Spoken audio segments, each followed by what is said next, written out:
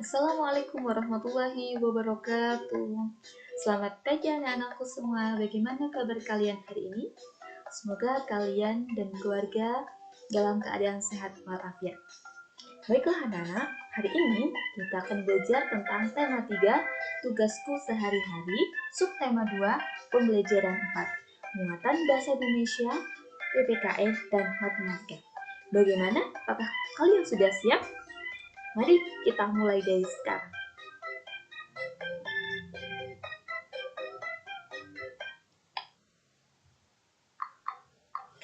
Nah, sebelumnya Ibu akan menyampaikan tujuan pembelajaran hari ini, yaitu yang pertama, kalian dapat menemukan makna kosakata dalam teks dan membuat kalimat sederhana dari kata yang telah ditentukan. Yang kedua, kalian dapat menyebutkan perbedaan individu di sekolah berdasarkan suku atau asal daerahnya. Dan yang ketiga, kalian dapat menentukan kesetaraan nilai mata uang dan mengurutkan nilai mata uang dari yang terkecil. Langsung saja anak-anak, kita ke materi yang pertama. Sebelumnya, Ibu Guru akan bertanya kepada kalian. Tahukah kalian apa itu makna kosakata? Ya, makna kosakata adalah arti kata. Arti kata dapat kalian cari dalam KBBI. Apa itu KBBI ya? Nah, KBBI adalah singkatan dari Kamus Besar Bahasa Indonesia.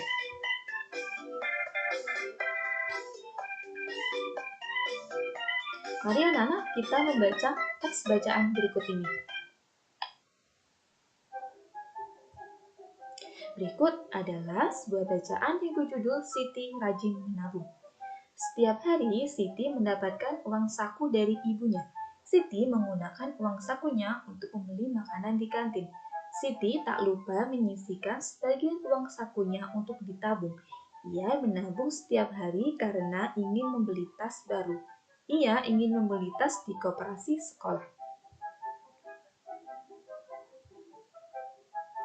Siapa di antara kalian yang sudah seperti Siti? Rajin menabung untuk membeli barang-barang keperluannya. Jika kalian sudah seperti Siti, kalian adalah anak-anak yang hebat.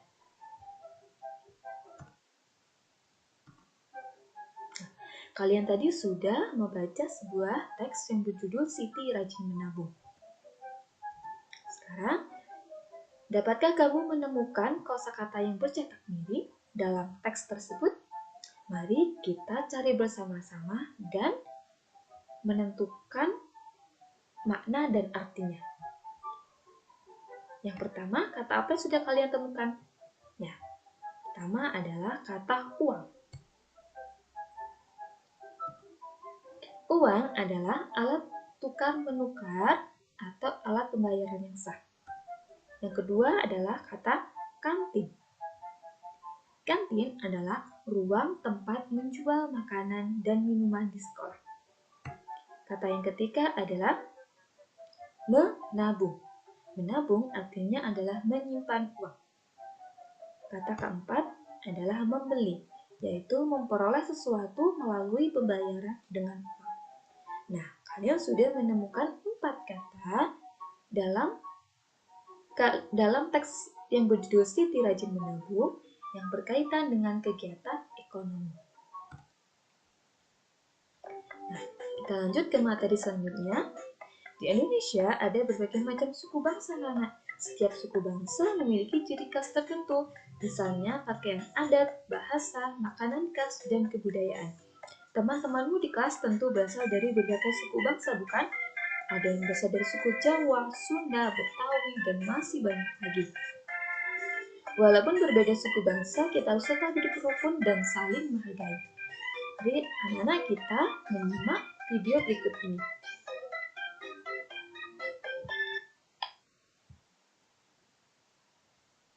Hai, kita akan mempelajari ilmu pengetahuan sosial tentang keragaman suku bangsa di Indonesia.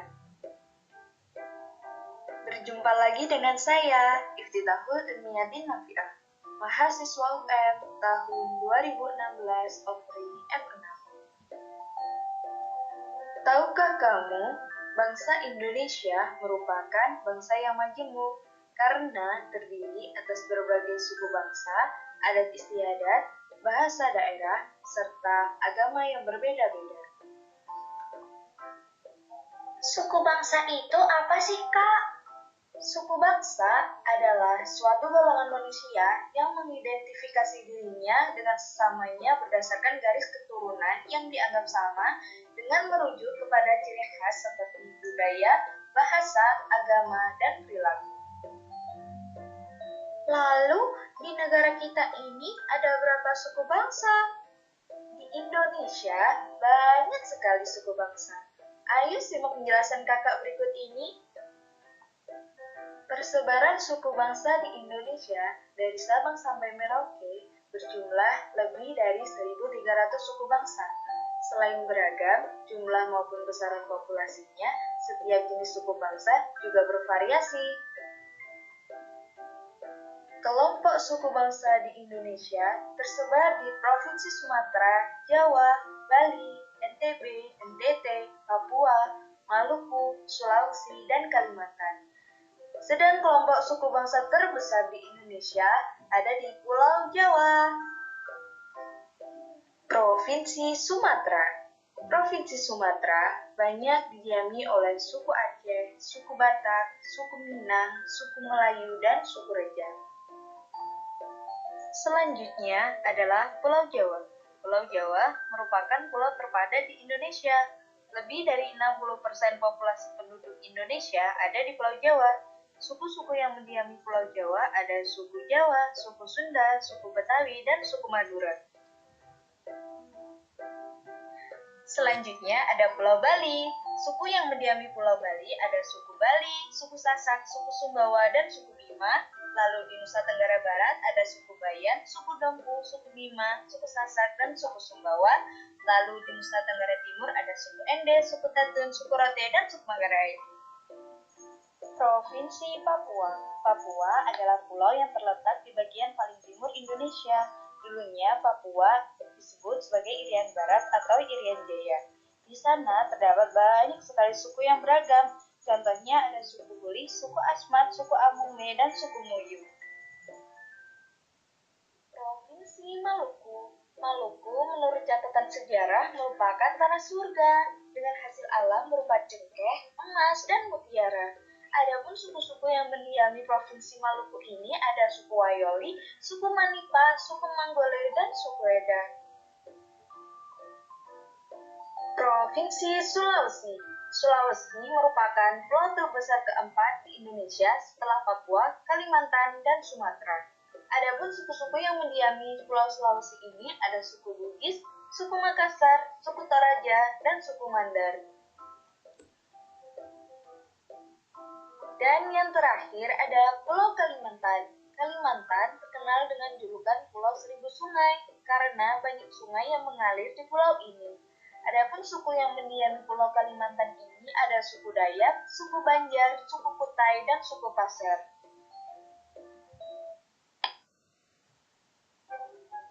Bagaimana Nana? Menarik bukan video dari Kak Ipta tadi? Nah, apakah kamu masih ingat suku-suku yang ada di Indonesia? Mari kita ulas bersama-sama.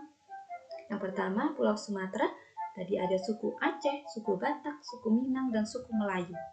Yang kedua, Pulau Kalimantan, ada suku Dayak, Banjar, dan suku Kutai. Di Pulau Jawa ada suku Jawa, suku Sunda, suku Betawi, dan suku Madura. Di Pulau Bali ada suku Bali, suku Sasak, suku Sumbawa, dan suku Bima.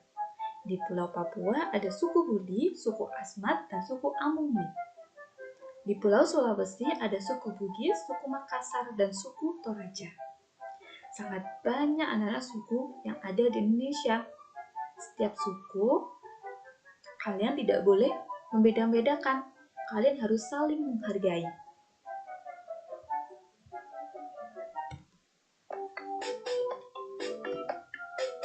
Nah, kita masuk ke materi selanjutnya, yaitu kesetaraan nilai sekelompok uang. Sekelompok uang yang berbeda bisa bernilai sama atau setara. Perhatikan contoh berikut ya. Yang pertama, 2 keping uang logam 1.000 bernilai sama dengan 1 lembar uang kertas 2.000. Apakah kamu sudah paham? Yuk perhatikan contoh yang kedua.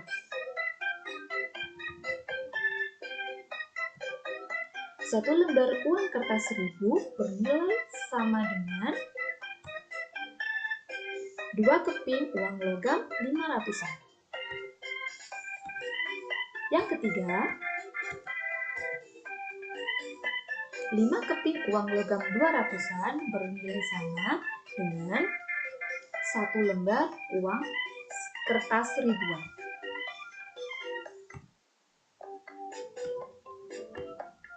Mengurutkan nilai mata uang. Perhatikan contoh berikut. 1 keping uang logam 1.000, 1 keping uang logam 200, 1 lembar uang kertas 2.000, dan 1 keping uang logam 500. Dapatkah kalian membantu Bu Guru mengurutkan nilai dari yang terkecil?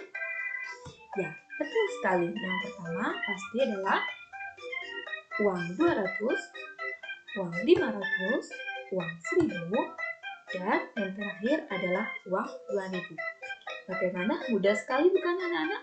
Kalian pasti bisa.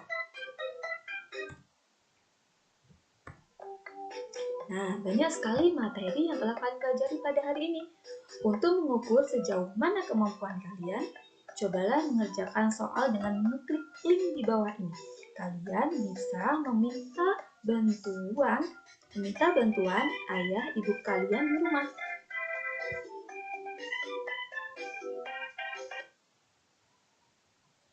Nah, sebelum kalian mengerjakan, kalian harus mengisi nama kalian masing-masing, kelas, kemudian tanggal kalian mengerjakan soal ini. Kemudian langsung klik link berikutnya. Dan kalian sudah bisa mengerjakan 10 soal yang berhubungan dengan materi yang sudah kalian pelajari sebelumnya.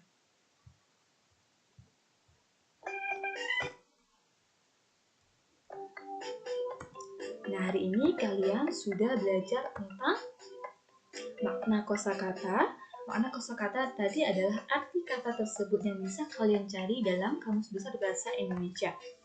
Yang kedua adalah sekelompok uang yang berbeda bisa bernilai sama atau setara dengan menjumlahkan mata uang tersebut. Kemudian, di Indonesia ada berbagai macam suku bangsa. Walaupun berbeda-beda, kita harus tetap hidup rukun dan saling menghargai. Nah, pada saat ini kita sedang mengalami pandemi COVID-19. Oleh karena itu, pesan Bu Guru, kalian harus selalu menjaga kesehatan kalian ya. Jika keluar rumah, patuhi protokol kesehatan seperti memakai masker, membawa hand sanitizer, menjaga jarak, dan seringlah mencuci tangan menggunakan sabun. Semoga kita semua diberi perlindungan oleh Allah dan pandemi ini segera berakhir agar kita bisa belajar bersama lagi di sekolah. Dan ingat anak-anak, sholat 5 waktu, mengaji, dan jangan lupa membantu orang tua di rumah. Sampai bertemu kembali di pembelajaran selanjutnya. Wassalamualaikum warahmatullahi wabarakatuh.